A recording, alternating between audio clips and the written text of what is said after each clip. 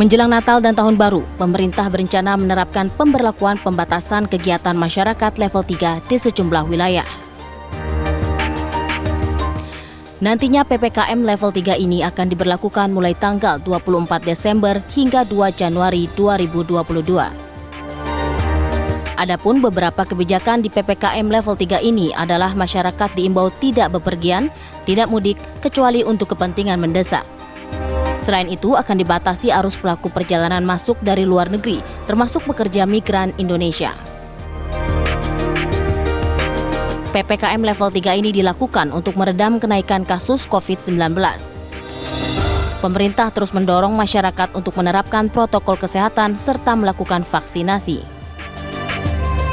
Lantas, seperti apa kebijakan serta sanksi bagi pelanggar PPKM level 3 ini akan diberlakukan nanti?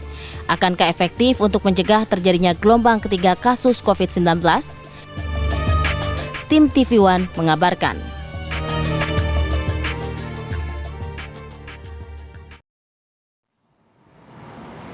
Oke, pemirsa, kita akan bahas hal ini. Mungkin ada beberapa pihak juga, ada beberapa orang yang sebelumnya sudah berpikiran, wah tahun baru ini sudah lama kita nggak liburan ya. Kita liburan sekeluarga. Kenapa sudah berpikiran? Gitu. Mereka sudah menggenggam tiket dan akomodasinya loh. Udah booking. Nah, maka dari itu, Anda yakin seperti itu, Pak Trubus? Ya udah booking. Sudah booking. Yakin sekali. Termasuk diri saya katanya. Termasuk diri saya. Enggak kan ya Pak Trubus ya? Enggak liburan. Oh iya.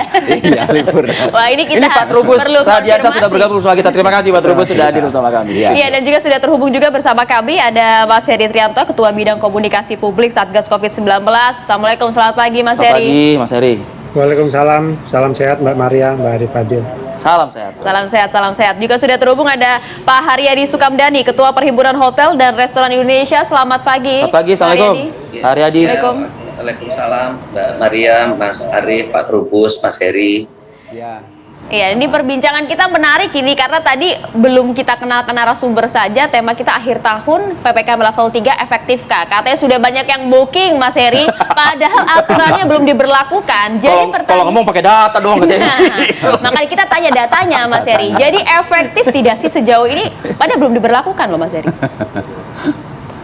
Iya, ya melihat efektif atau tidaknya setelah diberlakukan tentu saja, tetapi sinyal bahwa pemerintah mau membatasi mobilitas pada akhir tahun baru ini sebenarnya kan sudah diberikan sejak 1 bulan lalu ketika cuti bersama ditiadakan, Mbak Maria. Jadi ini adalah sinyal pertama, kemudian terus digodok, dipastikan sebelum diambil keputusan sekitar 2 pekan lalu bahwa PPKM level 3 diberlakukan di seluruh Indonesia. Itu semata-mata untuk mengantisipasi peningkatan mobilitas dan meningkatnya risiko terjadinya penularan COVID-19. Itu kalau dari dalam negeri. Kemudian kita juga lihat dari faktor eksternal di mana hampir semua negara di Eropa memasuki musim dingin saat ini, mereka memperketat karena memang laju penularan itu memasuki gelombang keempat gitu. Jadi beberapa negara di Eropa bahkan dilakukan lockdown seperti Austria, kemudian di Belanda juga lockdown parsial, kemudian di Ukraina dan tempat-tempat lain mereka bersiaga. Kita beruntung tingkat penularan harian sekarang masih cukup rendah, positivity rate di bawah 0,2%, tetapi tidak ada salahnya dan bahkan kita harus mewaspadai setiap kemungkinan terjadinya gelombang ketiga ya, lonjakan kasus yang berdasarkan data sekali lagi itu selalu dipicu oleh karena terjadinya kerumunan akibat libur panjang, long weekend atau perayaan-perayaan tertentu yang mendorong masyarakat untuk bepergian. Oke, kalau misalnya begini Mas, karena jangan sampai kemudian aturan ini hanya dijadikan oleh masyarakat kita sebagai ya ini kan mungkin caranya pemerintah antisipasi agar tidak ada yang liburan. Implementasi maksud Anda gitu ya? Implementasi ya, karena sebenarnya tiket hotel, kemudian juga akomodasi, penerbangan semua kan masih disediakan yang juga. Paham hotel dan restoran. Nah, maka dari itu saya ingin coba ke Pak Haryadi nih. Pak Haryadi, jadi kalau data Anda, kita ngomongin data ya. Data Anda Pak Haryadi sejauh ini untuk nanti bulan depan ini bagaimana? Karena saya barusan buka-buka nih kan aplikasi pemesanan hotel. Kok nampaknya tanggal 25 saya pesan ini, kok sudah ada yang full, sudah ada yang full book. Bagaimana Pak Haryadi? Ya, jadi pertama gini Mbak Maria, kalau mengenai reservasi melalui aplikasi ya, itu masing-masing hotel itu punya jatah.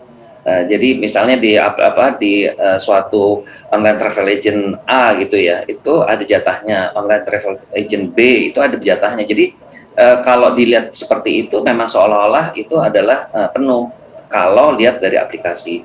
Tapi pada kenyataannya rata-rata mereka hanya mengalokasikan itu antara 10 rata-rata satu online travel agent itu antara 10% sampai 20% saja gitu, tergantung produktivitas masing-masing online travel agent. Jadi kalau langsung seperti itu. Tapi kalau secara keseluruhan, kalau boleh saya sampaikan, itu sebetulnya bookingannya juga belum terlalu naik ya dibandingkan dengan kondisi normal.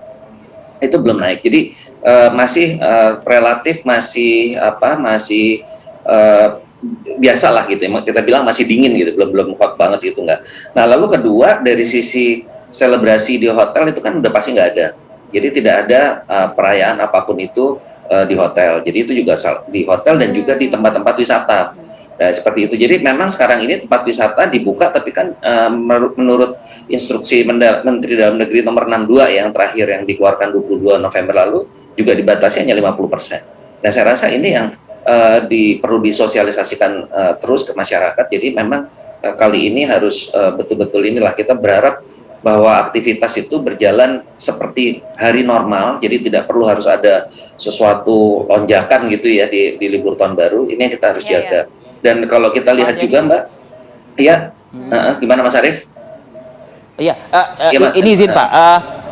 Saya mengutip pernyataan Pak Haryadi aja nih, misalnya tadi kan tidak ada juga mungkin hotel-hotel atau mungkin restoran kafe begitu ya, yang mungkin menggelar acara pada saat nanti malam tahun baru atau libur lah gitu, tidak ada libur panjang ya. Cuman di hari-hari biasa sekarang aja Pak, itu kan berseliweran tuh di media sosial tuh video-video yang menggambarkan nuansa malam, nuansa gemerlap Pak. Jadi kayak tempat-tempat dugem aja Pak, ya kan gitu. Itu udah marah loh Pak gitu. Jadi kayaknya nonsen ya kalau misalnya tahun baru nggak bikin acara gitu loh ibaratnya.